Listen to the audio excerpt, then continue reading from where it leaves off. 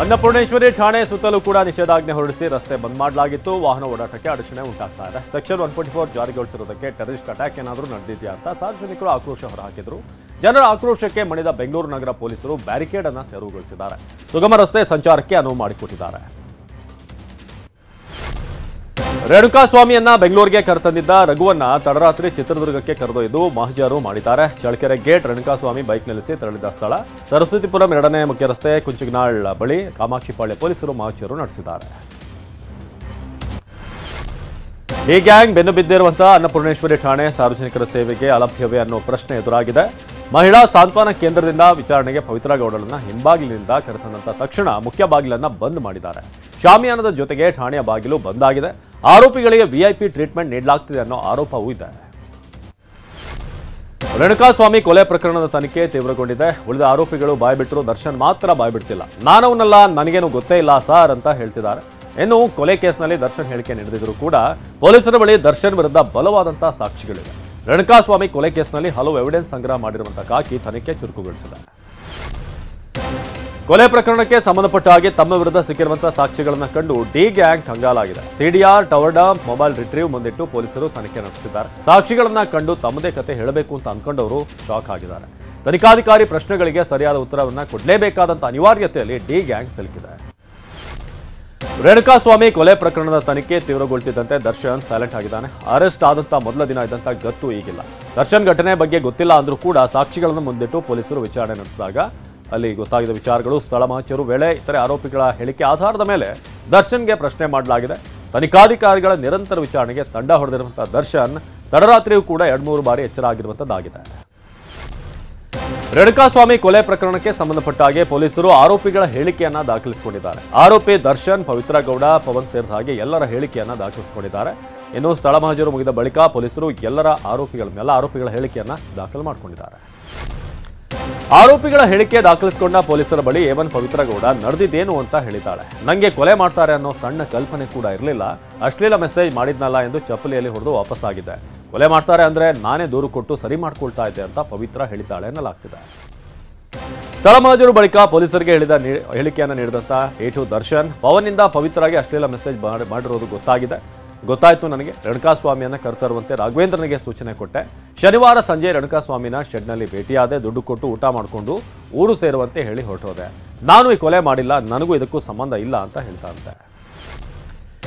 A3 Pavan ಹೇಳಿಕೆ ದಾಖಲಿಸಿಕೊಂಡ ಖಾಕಿಗೆ ರೇಣುಕಾಸ್ವಾಮಿ ಪವಿತ್ರ ಅಕ್ಕನಿಗೆ ಅಶ್ಲೀಲ ಮೆಸೇಜ್ ಮಾಡ್ತಾ ಇದ್ದ. ಅಕ್ಕ ಇದ್ಯಾರು ಪತ್ತೆ ಮಾಡುವಂತ ಹೇಳಿದರು. ಪವಿತ್ರ ಗೌಡ ಹೆಸರಲ್ಲಿ ರೇಣುಕಾಸ್ವಾಮಿ ಜೊತೆ ಚಾಟ್ ಮಾಡ್ತಾ ಮೊಬೈಲ್ ನಂಬರ್ ಪಡೆದುಕೊಂಡೆ. ನಾನು ವಿಚಾರವನ್ನ ದರ್ಶನ್ಗೆ ಹೇಳಿದೆ. ಬಳಿಕ ರೇಣುಕಾಸ್ವಾಮಿಯನ್ನ ಕರೆಸಿ ಶೆಡ್ನಲ್ಲಿ ಎಲ್ಲರೂ ಕೂಡ ಸೇರಿ ಹಲ್ಲೆ ನಡೆಸಿದ್ವಿ.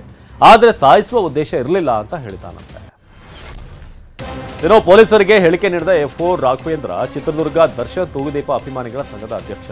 ದರ್ಶನ್ ಸರ್ ಒಂದು ನಂಬರ್ ಕೊಟ್ಟು ಈ ವ್ಯಕ್ತಿಯನ್ನ ಪತ್ತೆ ಹಚ್ಚು ಅಂತ ಹೇಳಿದ್ರು. ಶನಿವಾರ 3 ಗಂಟೆ ಬೆಳಗ್ಗೆ ಪಟ್ಟಣಗೆರೆಯ ವಿನಯ್ ಶೆಡ್ ಒಳಗೆ ಕರೆದುಕೊಂಡು ಹೋದೆ. ಅಷ್ಟರಲ್ಲಿ ಅಲ್ಲಿ ಸಾಕಷ್ಟು ಜನ ಇದ್ರು. ರೇಣುಕಾಸ್ವಾಮಿಯನ್ನ ನೋಡಿದ ಕೂಡಲೇ ಹಲ್ಲೆ ಮಾಡಿದ್ರು. ನಮ್ಮ ಬಾಸ್ ಹೆಂಡತಿಗೆ ಮೆಸೇಜ್ ಮಾಡ್ತೀಯೇನೋ ಅಂತ ಎಲ್ಲರೂ ಸೇರಿ ಹೊಡೆದ್ವಿ. ಸತ್ತು ಹೋಗ್ತಾನೆ ಅಂದ್ಕೊಂಡಿರಲಿಲ್ಲ ಅಂತ ಹೇಳಿದಾರಂತೆ. ರೇಣುಕಾಸ್ವಾಮಿ ಕೊಲೆ ಕೇಸ್ನಲ್ಲಿ ಬಂಧನಕ್ಕೀಡಾಗಿರುವಂತಹ F14 ಪ್ರದೋಷ್ ಕಾರ್ಪೊರೇಟರ್ ಆಗುವ ಕನಸು ಕಂಡಿದ್ದಂತೆ. ದರ್ಶನ್ ಗ್ಯಾಂಗ್ನಲ್ಲಿ ಅತ್ಯಾಪ್ತನಾಗಿ ಗುರುತಿಸಿಕೊಂಡಿದ್ದ ಪ್ರದೋಷ್ ಮುಂಬರುವ BBMP ಚುನಾವಣೆಯಲ್ಲಿ ಸ್ಪರ್ಧೆ ಮಾಡೋಕೆ ಸಿದ್ಧತೆ ನಡೆಸಿದಂತೆ. ಗಿರಿನಗರ ವಾರ್ಡ್ನಿಂದ ಅಖಾಡಕ್ಕಿಳಿಯೋದಕ್ಕೆ ಎಲ್ಲ ತಯಾರಿ ನಡೆಯುತ್ತಿತ್ತು. ಆದರೆ ದರ್ಶನ್ ಗ್ಯಾಂಗ್ ಜೊತೆಗೂಡಿ ಕೊಲೆ ಕೇಸ್ನಲ್ಲಿ ಭಾಗಿಯಾದ್ರಿಂದ ಸದ್ಯ ಕಂಬಿ ಎಣಿಸ್ತಿದ್ದಾರೆ.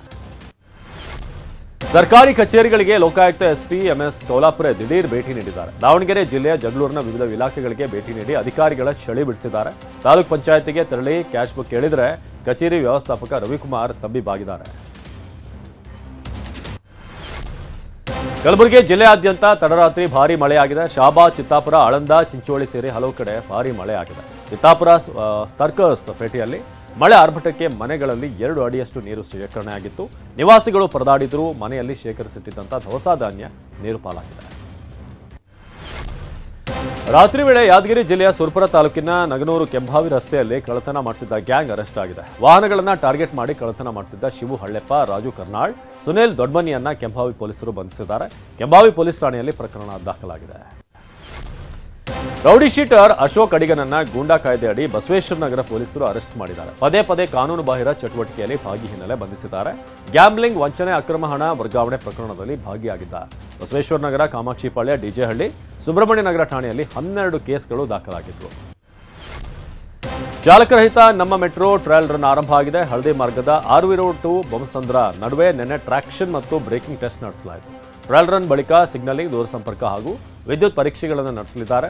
3 ತಿಂಗಳ ಕಾಲ ವಿವಿಧ ಟ್ರಯಲ್ ಮಾಡಿ ಎಲ್ಲಾ ಪರೀಕ್ಷೆಗಳು ಮುಗಿದ ಬಳಿಕ ಕೇಂದ್ರ ರೈಲ್ವೆ ಮಂಡಳಿಗೆ ವರದಿ ಸಲ್ಲಿಸಿ ಸಂಚಾರಕ್ಕೆ ಅನುಮತಿ ಪಡೆಯಲಿದ್ದಾರೆ.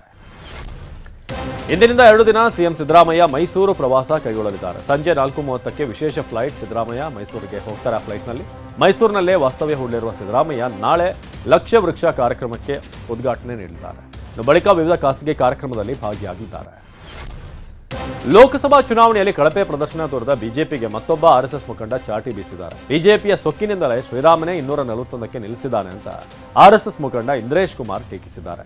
ನಮ್ಮದು ಅತಿ ದೊಡ್ಡ ಪಕ್ಷ ಎಂದು ಬಿಜೆಪಿ ನಾಯಕರು ಘೋಷಣೆ ಮಾಡಿದರು. ಆದರೆ ಅವರ ಸೊಕ್ಕಿನಿಂದ ಶ್ರೀರಾಮ 241ಕ್ಕೆ ನಿಲ್ಲಿಸಿದ ಅಂತ ಕಿಡಿಕಾರಿದ್ದಾರೆ.